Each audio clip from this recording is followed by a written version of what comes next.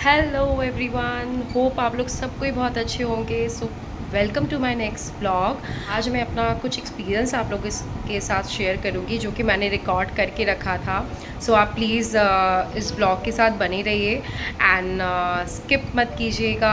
आप स्टार्टिंग से एंड तक देखिए सो दैट मैं अपना ईच एंड एवरी चीज़ मैं यहाँ पे अपना बता रही हूँ अपने हेल्थ रिलेटेड। सो आप लोग इसको पूरा सुन सके एंड इससे अगर किसी एक पर्सन को भी हेल्प होगा ना, I will be really grateful. So last year जनवरी में ना मुझे बहुत गंदा पेन हुआ था। गैस्ट्रिक का ही पेन था एक्चुअली, बिकॉज रिब्स के ठीक नीचे मैं काफ़ी ब्लोटेड एंड काफ़ी पेनफुल मुझे फीलिंग आ रहा था। तो मुझे बगल के गवर्नमेंट हॉस्पिटल में जाके मैंने इंजेक्शन वगैरह लिया था। तो उस टाइम वैसा कुछ नहीं हुआ था, तो फिर वो ठीक हो जाता था। But the thing was continuously हर एक महीने में 20 दिन 25 दिन के गैप में मुझे पेन होने लगा। तो when the pain was third time, मैं उसी डॉक्टर के पास गई। तो उसने बोला आप तो पहले भी आए थे। तो फिर मैं बोली हाँ, मेरे को पेन हो रहा है अभी अभी। एंड मेरा lifestyle was not good, frankly speaking. मैं बाहर का खा लेती थी। तो उसने बोला कि आप इसको लाइटली नहीं ले सकते, मैं आप नेक्स्ट टाइम आओगे मैं इंजेक्शन नहीं दूंगा, बट आपको पहले यूएसजी करा के आना। मैं बोली ठीक है। मैं फर्स्ट जब यूएसजी फिर मैं कैलकटा, मैं उस टाइम पे अपने मम्मी के पास थी। मैं कैलकटा आ गई तो मैंने यूएसजी करवाया। में आया कि मेरा 2 to 4 mm का स्टोन है। मैं बहुत डर गई बिकॉज एक ऑपरेशन आगे के टाइम पे ही मैं काफ़ी ज़्यादा डरी हुई थी। एंड उसके बाद ये नेक्स्ट ऑपरेशन एक्चुअली मैं स्टिल डरी हुई हूँ, क्योंकि मैं अभी भी ऑपरेशन नहीं कराना चाहती। तो फिर क्या हुआ ना, मैं फिर अपने वेट लॉस जर्नी को स्टार्ट किया। मैं पूरा अपने वेट लॉस जर्नी पे गई कि ठीक है। एंड टच वुड, मैं जब से कंटिन्यूसली फॉलो कर रही हूँ, मेरा अभी तक पेन नहीं आया है। बट मैं ब्लोटेड अभी भी फील करती हूँ समटाइम्स, मैं झूठ नहीं बोलूँगी। एंड मैंने जस्ट थोड़े दिन पहले ही डाइट थोड़ा सा गड़बड़ हुआ था। मैं काफ़ी ज़्यादा ब्लोटेड फील करने लगी थी। तो मैं सोची इसको टाइम वेस्ट नहीं करते हैं, डॉक्टर दिखा लेते हैं। तो मैं पहले गायनिक के पास ही गई, बिकॉज कुछ हेल्थ रिलेटेड डिस्कशन भी करना था। तो उनको मैं बता दी थी ये सारी चीज़ें। उन्होंने यूएसजी किया, मेरा यूएसजी का रिपोर्ट आ गया है। And now my USG report says that I am having average multiple stones of 7 to 8 mm। मतलब आप सोचो साइज बढ़ चुका है मेरा स्टोन का। इस बीच मैंने काफ़ी ज़्यादा हेमोपैथी मेडिसिन ली है, बिकॉज मैंने काफ़ी यूट्यूब पे सर्च किया कि हेमोपैथी मेडिसिन से ठीक हो जाता है एंड ये हो जाता है। बट बिलीव मी नहीं होता है। मैं 1 साल से ज़्यादा अब हो चुका है मुझे स्टोन रखे हुए, आप बोल सकते हो। एंड मैंने सारा रिसर्च कर लिया है इस पर, ठीक है। मैं सुबह पेठे का जूस इसलिए लेती हूँ बिकॉज वो कॉन्स्टिपेशन के लिए बहुत अच्छा है and it will work like a miracle. I am telling you guys, अगर आप स्टार्ट करोगे, आप 1 वीक में ही आपको समझ में आएगा कि कितना ज़्यादा डिफरेंसेस होता है। एंड मुझे लगता है कि अभी तक मुझे पेन या फिर जो भी रिलैक्सेशन मिल रहा है, ये बिकॉज ऑफ डाइट मिल रहा है। मेरी उसके बाद मुझे PCOD भी है। तो मेरे डॉक्टर ने बिल्कुल क्लियर कर लिया था कि diet is not a only thing that will help you, you have to exercise, okay, at least 30 minutes a day. और मैं फिर वही पहले क्या करती थी, 1 घंटे 2 घंटे एक दिन कर लिया, फिर गैप कर दिया। वैसे तो उन्होंने बोला नहीं, आप थोड़ा एक्सरसाइज करो बट 30 मिनट्स का डेली करो। आप सैटरडे संडे का आप 2 दिन का गैप ले लो, बट इट विल हेल्प। सिर्फ डाइट से नहीं होगा, बिकॉज जब आपका बॉडी PCOD वाला होता है ना, तो आप देखोगे बहुत बल्कीनेस एंड काफ़ी सारे I guess PCOD patients relate कर पाएंगे। मुझे टचवुड एक्ने वगैरह का तो इशू नहीं है, but heaviness and bulky body है मेरी। तो ये स्टार्टिंग से रहा है मुझे, तो ये सारा चीज़ है। तो अब रिपोर्ट आ गया है, तो अब मुझे ऑपरेशन का सोचना है।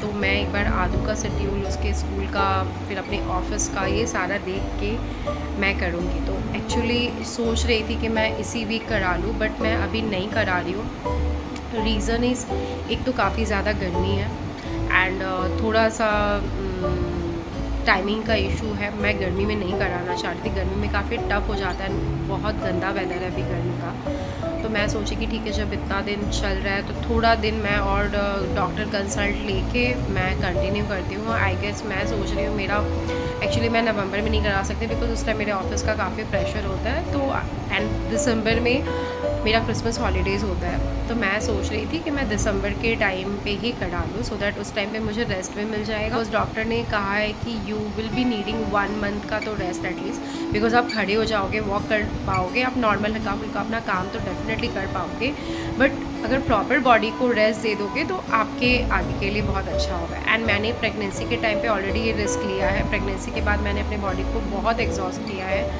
एज़ कुछ इश्यूज़ हो गया था आगे के साथ में, तो काफ़ी स्ट्रेस एंड एग्जॉशन हुआ है।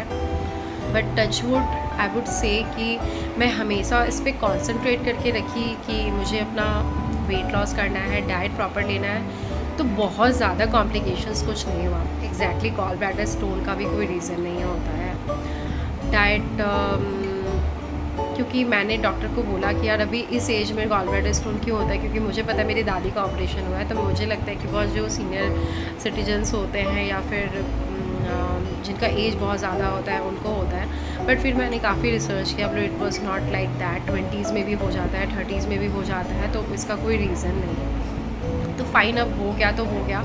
अब मैं मेंटली थोड़ा प्रिपेयर कर रही हूँ अपने आप को कि मैं ऑपरेशन करवा पाऊँ। बट अब एज़ जो ये स्टोन बढ़ता जा रहा है तो ज़्यादा बढ़ना भी एक रिस्क है, because I guess pituitary pituitary क्या, गॉल ब्लैडर के पास से कोई एक नली भी रहता है कुछ, उसमें अगर वो स्टोन चला गया तो वो लाइफ रिस्क हो जाता है एंड काफ़ी थ्रेटनिंग है वो। एंड 2-3 ऑपरेशंस करने पड़ जाएंगे, तो मुझे उसका भी ध्यान रखना है। तो लाइक जून लगभग डन है, जुलाई, अगस्त, सितंबर, अक्टूबर, नवंबर, मुझे 5 महीने अभी 5 मंथ निकालना है।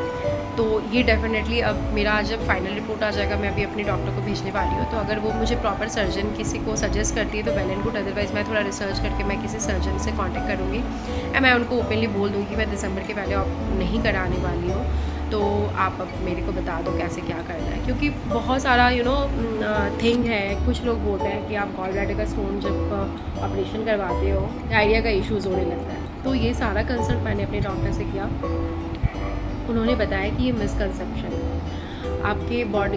बट देखो, मुझे ऐसा लगता है कि हो भी सकता है। रीज़न इज़ आपकी बॉडी से पूरा एक ऑर्गन को काट के निकाल दिया जाएगा और उसका भी तो कुछ फंक्शन होता है। डॉक्टर्स हैं, आपको उनके सजेशन से चलना है एंड मैं एग्जैक्टली वही करने वाली हूँ। मैं अपना डाइट प्रॉपर मेंटेन करूँगी सो दैट मुझे वो प्रॉब्लम ना हो।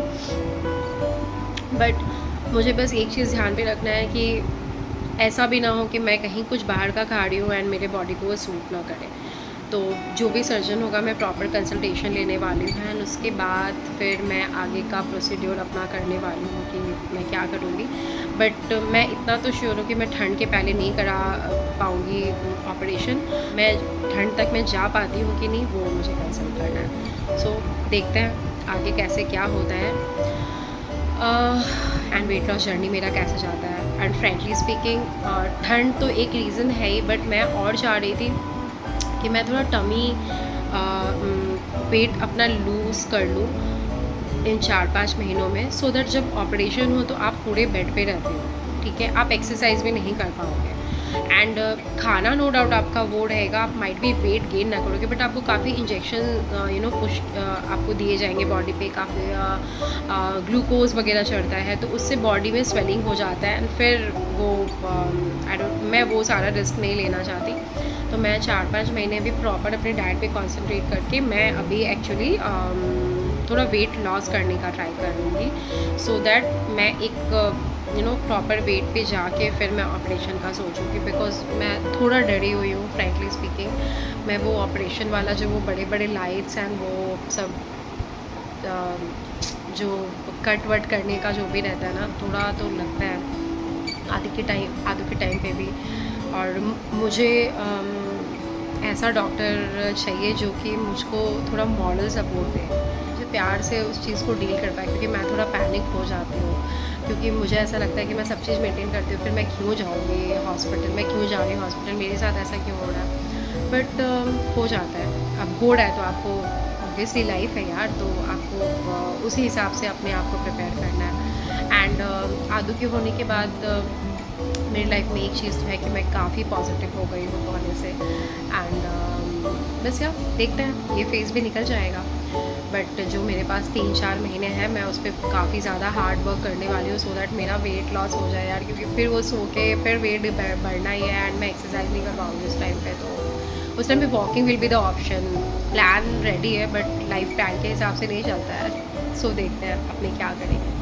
क्या तो ऐसा वेलकम बैक एवरीवन। सो ये था मेरा एक्सपीरियंस जो गॉल ब्लैडर स्टोन का, जो कि मैं अभी झेल रही हूँ ऑलरेडी।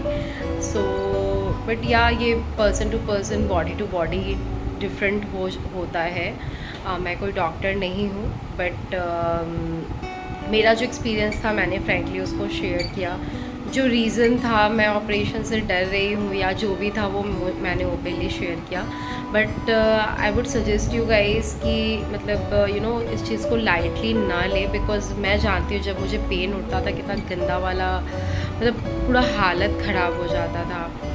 बट ठीक है, बॉडी है, इश्यूज़ होते हैं and you know human life है, तो ह्यूमन लाइफ ऐसा ही होता है। सो बट हाँ, आपका यू नो बॉडी है, सो आप ही को झेलना पड़ता है। सो आप बहुत बहुत ध्यान रखिए अपने बॉडी का, अपना केयर करिए। एंड यू नो बिकॉज़ अगर आपको कुछ होता है, आपकी फैमिली तो नो डाउट सफ़र करती है, बट सबसे ज़्यादा जो सफ़र करते हो वो सिर्फ आप ही करते हो, यू नो। सो अपने बॉडी को तो इतने सालों में मैंने ये तो सीख लिया कि खुद को केयर करना बहुत ज़रूरी होता है। सो यू नो ये सारे चीज़ के वजह से ही ये रीज़न रहा है मेरा ये जर्नी स्टार्ट करने का, बिकॉज़ मैं सारी चीज़ को रिकॉर्ड करना चाहती थी एंड सबसे शेयर करना चाहती थी। आई एम 100% श्योर कि मेरे जैसे और भी लोग होंगे जो कि डरते हैं या फिर थोड़ा लाइटली लेते हैं, बट बहुत सारा इश्यूज़ हो जाता है बॉडी पे, और भी बहुत सारा यू नो बात है जो कि मैं आप लोगों से करना चाहती हूँ। बट मैं डेफ़िनेटली ट्राई करूँगी कुछ और भी चीज़ें अपने नेक्स्ट ब्लॉग में लाने का। मेरा जो भी जर्नी रहेगा मैं डेफ़िनेटली आप लोगों के साथ शेयर करूँगी। मेरे साथ बने रहिए, प्लीज़ सपोर्ट कीजिए, मेरे चैनल को सब्सक्राइब कीजिए। अगर आपका कुछ क्वेश्चन है तो प्लीज़ कमेंट सेक्शन में मुझे ड्रॉप कीजिए, तो मैं पूरा ट्राई करूँगी सबके क्वेश्चंस को आंसर करने का। एंड अब अपना प्यार दीजिए मुझे एंड या मुझे सपोर्ट कीजिए। That's it guys. सो मिलते हैं नेक्स्ट ब्लॉग में। टेक केयर, अपना बहुत ध्यान रखिए। Bye bye.